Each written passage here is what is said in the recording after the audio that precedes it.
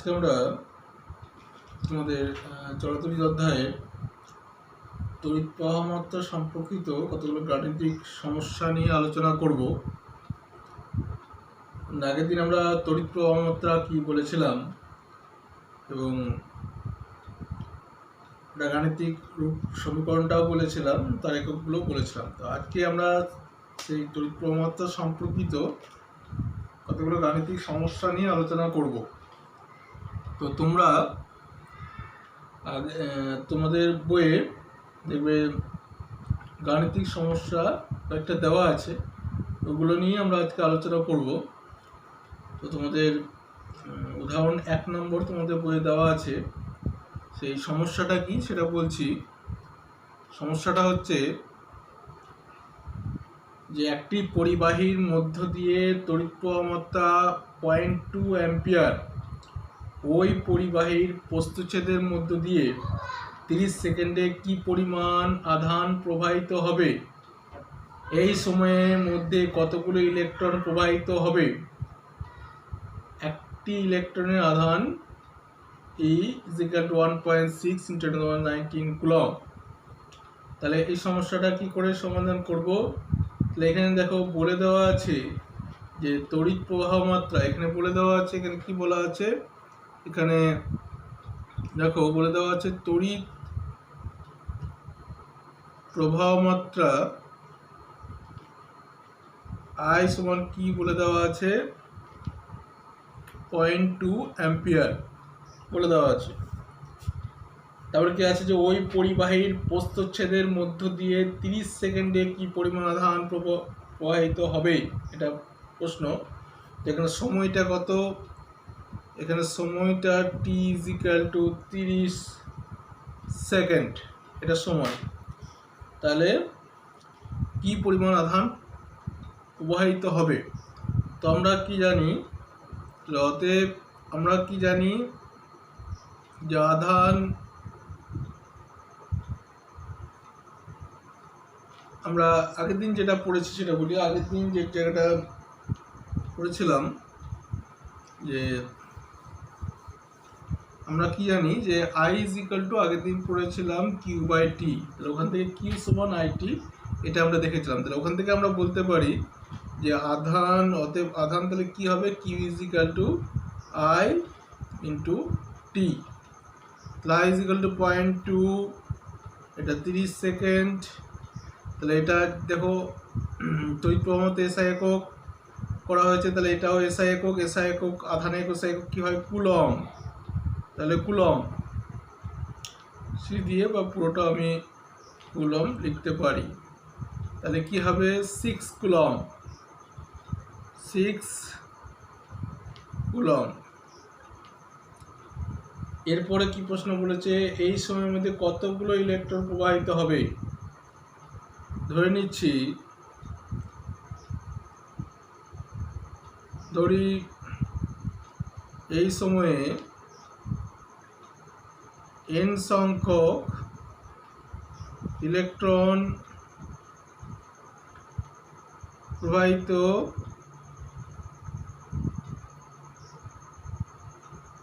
হয়। তাহলে অতএব Q = A নিই, এটা ইলেকট্রন আধান। তাহলে n সমান কি হবে, Q/E। তাহলে Q সমান আমরা জানি কত, 6 বেরিয়েছে, আর এই একটা ইলেকট্রন আধান দেওয়া আছে 1.6 × 1019 কুলম্ব। তাহলে এতগুলো সংখ্যা হবে 6/1.6 × 1019 কুলম্ব।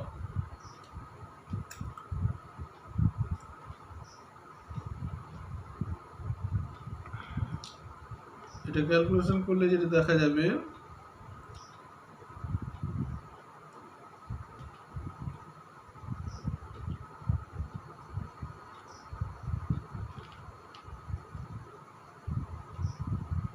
এটা ক্যালকুলেশন করলে যেটা দাঁড়াবে সেটা করবে। তাহলে এটা যদি ক্যালকুলেশন করি, তাহলে করি সাপোজ 6/এটা 1.6 10⁻90 উপরে উঠে যাবে, তাহলে এখানে যদি একটা শূন্য দেওয়া হয়, এটা 16 হবে ইন্টু 10⁻19। এটা করলে দেখা যাবে 348 3.75 ইন্টু 10⁻19 এতগুলো ইলেকট্রন প্রবাহিত হবে।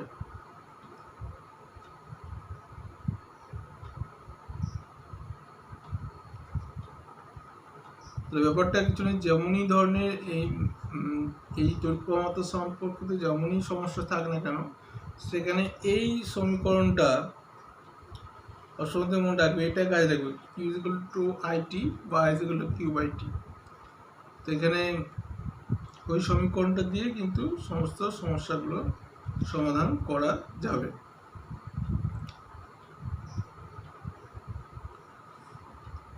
আর একটা দেখো, তোমার 3 নম্বর সমস্যা, ওটা নিয়ে একবার বলি। 3 নম্বর সমস্যাটা কিরকম?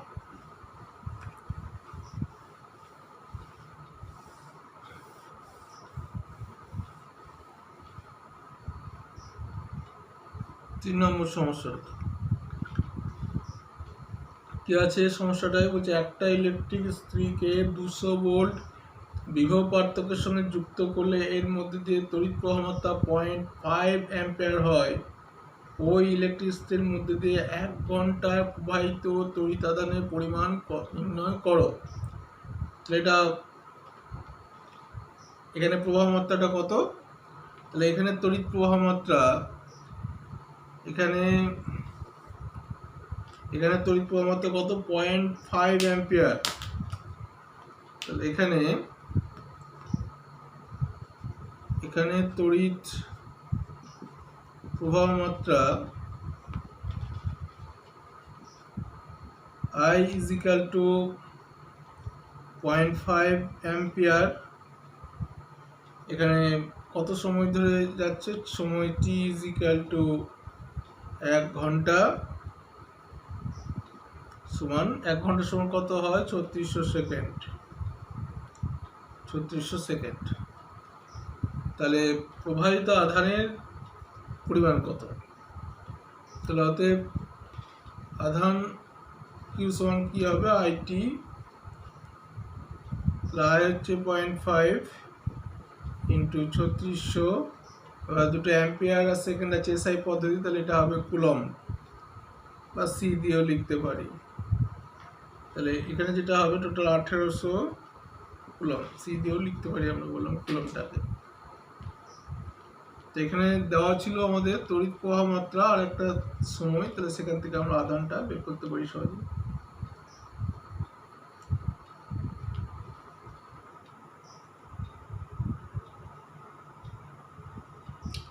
আর একটা সমস্যা দেখো,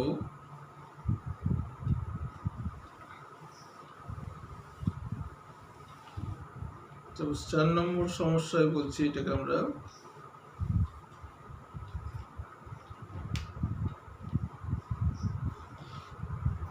একটি পরিবাহীর মধ্যে দিয়ে একটি পরিবাহীর মধ্য দিয়ে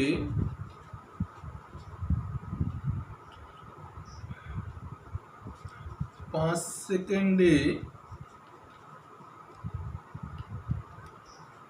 30 কুলম্ব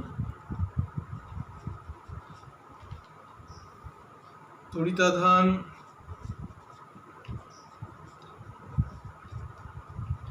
প্রবাহিত হলে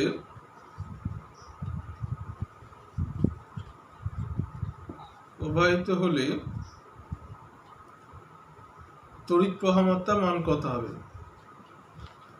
প্রবাহিত হলে তড়িৎ প্রবাহ মাত্রার মান কত হবে?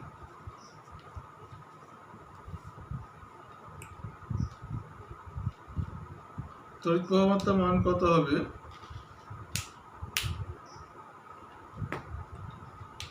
সেখানে দেখো, এখানে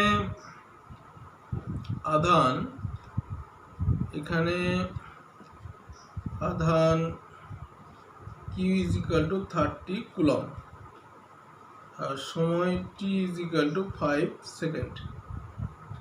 তাহলে অতএব তড়িৎ প্রবাহ মাত্রা আমরা আগেই সমীকরণ করেছিলাম কি হবে, I is equal to Q by T হয়।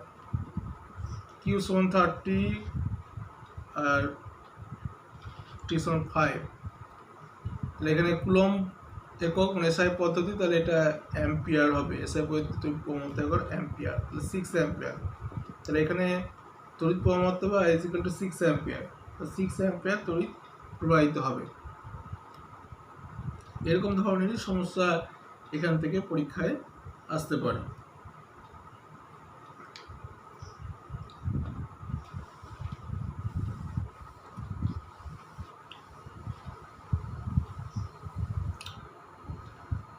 এবার আমরা অন্য একটা বিষয় নিয়ে আলোচনা করব, সেটা হচ্ছে ওহমের সূত্র। ওহমের সূত্র এটা নিয়ে আমরা এবার আলোচনা করব।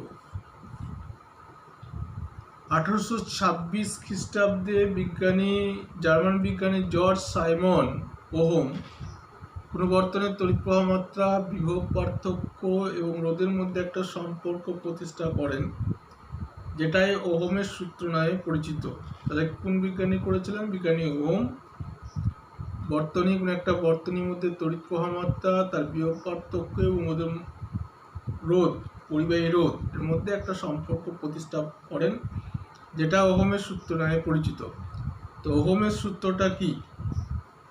তো সেই সূত্রটা আমাকে আগে জানতে হবে। সে ওহমের সূত্রটা কি? সূত্রটা হচ্ছে যে উষ্ণতা, উপাদান ও অন্যান্য ভৌত অবস্থা অপরিবর্তিত থাকলে, ভৌত অবস্থা বলতে বোঝায় দৈর্ঘ্য, প্রস্থচ্ছেদ ইত্যাদি অপরিবর্তিত থাকলে কোনো পরিবাহীর প্রবাহ মাত্রা ওই পরিবাহীর দুই প্রান্তের বিভব পার্থক্যের সমানুপাতিক। আরেকবার বলছি, উষ্ণতা, উপাদান এবং অন্যান্য ভৌত অবস্থা বলতে বোঝায় দৈর্ঘ্য, প্রস্থচ্ছেদ ইত্যাদি, এগুলো যদি অপরিবর্তিত থাকে তাহলে কোনো পরিবাহীর প্রবাহ মাত্রা ওই পরিবাহীর দুই প্রান্তের বিভব পার্থক্যের সমানুপাতিক হয়। তো এবার তার গাণিতিক রূপটা আমরা দেখব। তার আগে আমরা একটা বর্তনীর ছবি আঁকবো, তড়িৎ বর্তনী।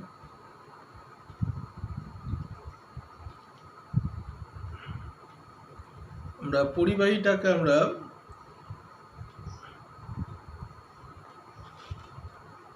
এবি হচ্ছে পরিবাহী, সেটাকে একটা ব্যাটারির সঙ্গে তার দিয়ে জুড়ে দিয়েছি। এই ব্যাটারিটার সঙ্গে তার দিয়ে জুড়ে দিয়েছি এবং এর মধ্যে দিয়ে তড়িৎ প্রবাহ মাত্রা আই হচ্ছে এবং সেটা এ থেকে বি এর দিকে যাচ্ছে। অর্থাৎ এ প্রান্তে বিভব প্রভেদ বি এর থেকে বেশি হবে। সাপোজ ধরে নিচ্ছি যে এ প্রান্তের এখানে বিভব হচ্ছে ভিএ আর বি এ প্রান্তে হচ্ছে যে ভিবি। অবশ্যই ভিএ গ্রেটার দেন ভিবি বলে এ থেকে বি এর দিকে কারেন্টটা, তড়িৎ প্রবাহ মাত্রাটা যাচ্ছে। তাহলে এবার আমরা গাণিতিক রূপটা করবো, যে ধরে নিচ্ছি এ বি একটা পরিবাহী, ওর এ প্রান্তে বিভব হচ্ছে ভিএ, বি এর বি প্রান্তে ভিবি, অবশ্যই ভিএ গ্রেটার দেন ভিবি, কারণ এ থেকে বি এর দিকে কারেন্টে যাচ্ছে। তাহলে তড়িৎ প্রবাহ মাত্রা এখানে আই। তাহলে ওহমের সূত্রানুযায়ী কি হচ্ছে? সূত্রানুযায়ী যেটা বলছে যে উষ্ণতা, উপাদান এবং অন্যান্য ভৌত অবস্থা অপরিবর্তিত থাকলে কোনো পরিবাহীর প্রবাহ মাত্রা, তাহলে প্রবাহ মাত্রা ওই পরিবাহীর দুই প্রান্তে বিভব পার্থক্যের সমানুপাতিক হয়। অর্থাৎ ভিএ মাইনাস ভিবি, এই দুটো প্রান্তের মধ্যে এই বিভব পার্থক্য হচ্ছে VA minus VB. VA minus VB proportional to কি হবে? আই হবে। তড়িৎ প্রবাহ মাত্রা বিভব পার্থক্যের সমানুপাতিক, তাহলে VA minus VB proportional to I সমানুপাতিক। যখন উষ্ণতা, উপাদান এবং অন্যান্য ভৌত অবস্থা অপরিবর্তিত থাকছে। তো তাহলে এখানে সমান করতে গেলে একটা ধ্রুবক লাগবে, VA minus VB is equal two R into I। ইয়ারটা হচ্ছে ধ্রুবক,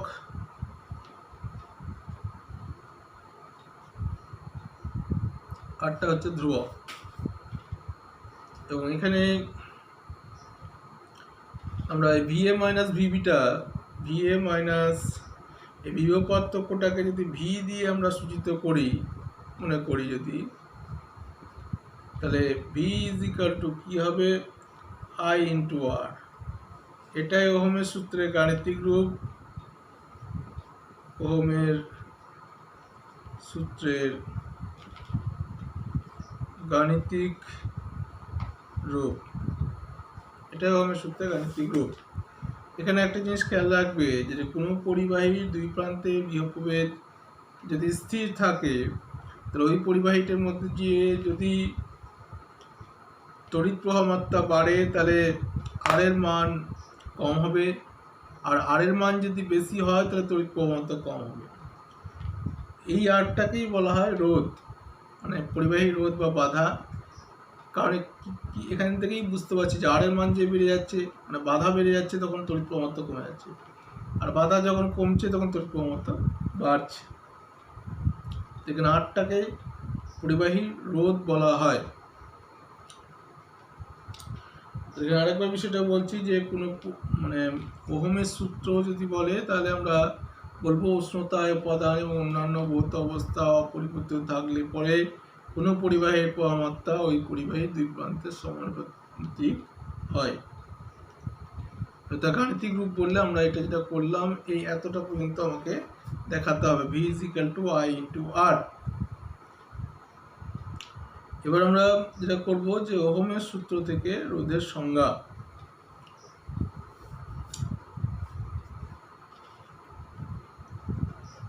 ওহমের সূত্র থেকে রোধের সংজ্ঞা বললে আমরা কি বলবো?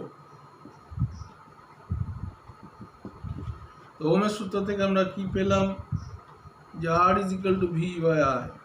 তো এখান থেকে আমরা সূত্রটা দেবো যে কোনো পরিবাহীর প্রান্তীয় বিভব প্রভেদ এবং ওই পরিবাহীর প্রবাহ মাত্রার অনুপাতটা হচ্ছে পরিবাহী রোধ, ভিটা হচ্ছে প্রান্তীয় বিভব প্রভেদ, এটা হচ্ছে প্রবাহ মাত্রা। কোনো পরিবাহীর প্রান্তীয় বিভব প্রভেদ এবং ওই পরিবাহীর প্রবাহ মাত্রার যে অনুপাত, সেটাই হচ্ছে রোধ। এবার রোধের এককটা বলবো,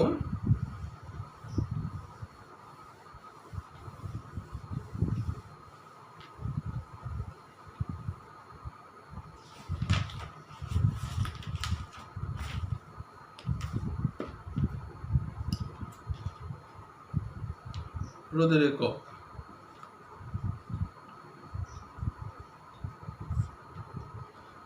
এসআই পদ্ধতিতে এবং ব্যবহারিক একক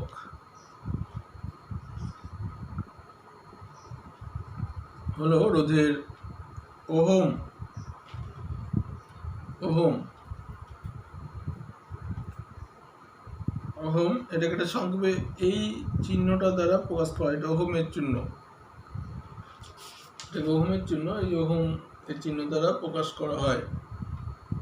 ওমেগা, এটা ওমেগা,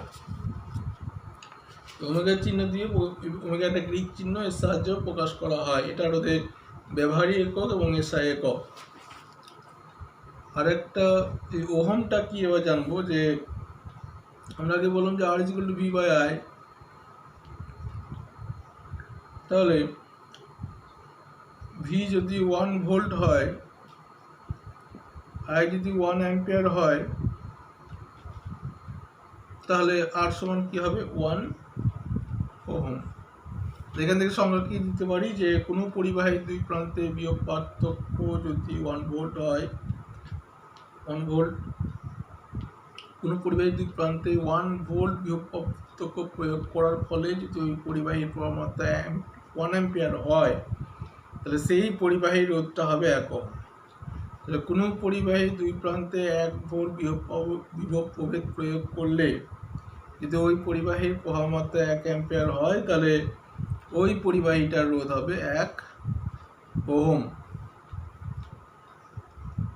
তাহলে হচ্ছে ওহমের সংজ্ঞা। আর একটা সিজিএস পদ্ধতিতে আর একটা একক আছে, সেটা হচ্ছে স্ট্যাট ওহম বলে, স্ট্যাট ওহম।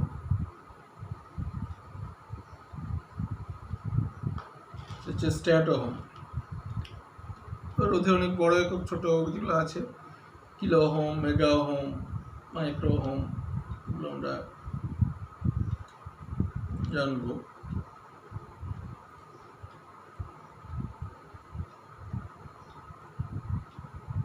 হচ্ছে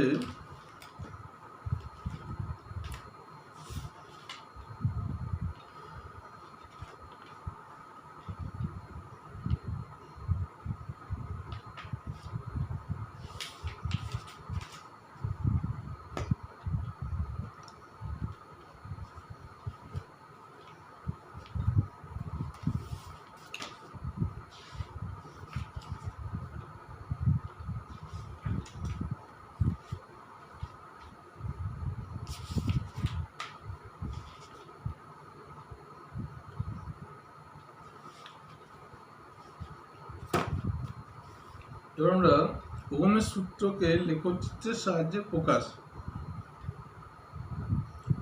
কিরকম। তো ওহমের সূত্রের যে গাণিতিক রূপ আমরা দেখেছি,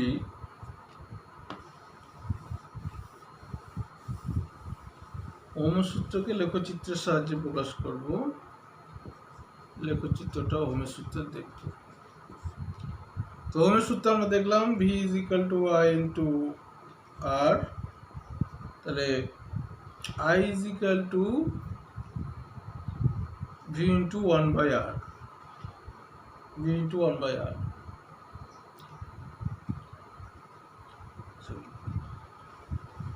এরকম ভাবে করতে পারি, Y 1/R × V।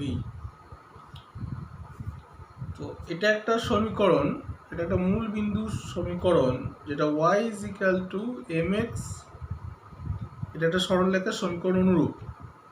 এই যে সরলরেখার সমীকরণের অনুরূপ, এটা একটা, এটা y, এটা v এর অনুরূপ, এটা অনুরূপ। তাহলে এটা y = mx সরলরেখার সমীকরণের কিন্তু অনুরূপ। এবং এই সরলরেখার সমীকরণের মতো, সেজন্য এই লেখচিত্র যদি আমরা আঁকি I আর B কে, আমরা যদি ও x অক্ষ বরাবর যদি v বা বিভব প্রভেদটাকে যদি আমরা দেখাই, এবং তড়িৎ প্রবাহ মাত্রাটাকে যদি y অক্ষ বরাবর দেখায় xy, তাহলে এটা একটা মূল বিন্দুগামী সরলরেখা পাবো লেখচিত্রটা। এবং এটাই হচ্ছে IV লেখচিত্র বা পরিবাহী প্রবাহ মাত্রা এবং বিভব প্রভেদের লেখচিত্র। এটা IV লেখচিত্র বা ওহমের সূত্রের লেখচিত্রের প্রকাশ। তাহলে আমরা V = IR, এখান থেকে I = 1/R × V লিখতে পারি। তো এটা লেখচিত্রের সমীকরণ Y = mx এর অনুরূপ। তাহলে আমরা V কে যদি x অক্ষ বরাবর দেখায় আর প্রবাহ মাত্রাকে যদি y অক্ষ বরাবর দেখায়, তাহলে যে লেখচিত্রটা পাবো সেটা হচ্ছে একটা সরলরেখার সমীকরণ, যেটা মূল বিন্দুগামী। আর ভিটা এখানে ভোল্ট এককে আমরা যদি নিই, আর আইটা অ্যাম্পিয়ার একক, অবশ্যই এটা অ্যাম্পিয়ার এককে প্রবণতাটা। তাহলে এরকম একটা লেখচিত্র পাবো। তো যে সমস্ত ধাতব পরিবাহীর ক্ষেত্রে ওহমের সূত্রটা প্রযোজ্য হবে, সেগুলো বলছে ওহমীয় পরিবাহী। এটা একটা বিষয় জানবো, যেগুলো এই ওহমের সূত্র প্রযোজ্য এবং যাদের ক্ষেত্রে, যে সমস্ত ধাতব পরিবাহীর ক্ষেত্রে, সেগুলো ওহমীয় পরিবাহী বলে।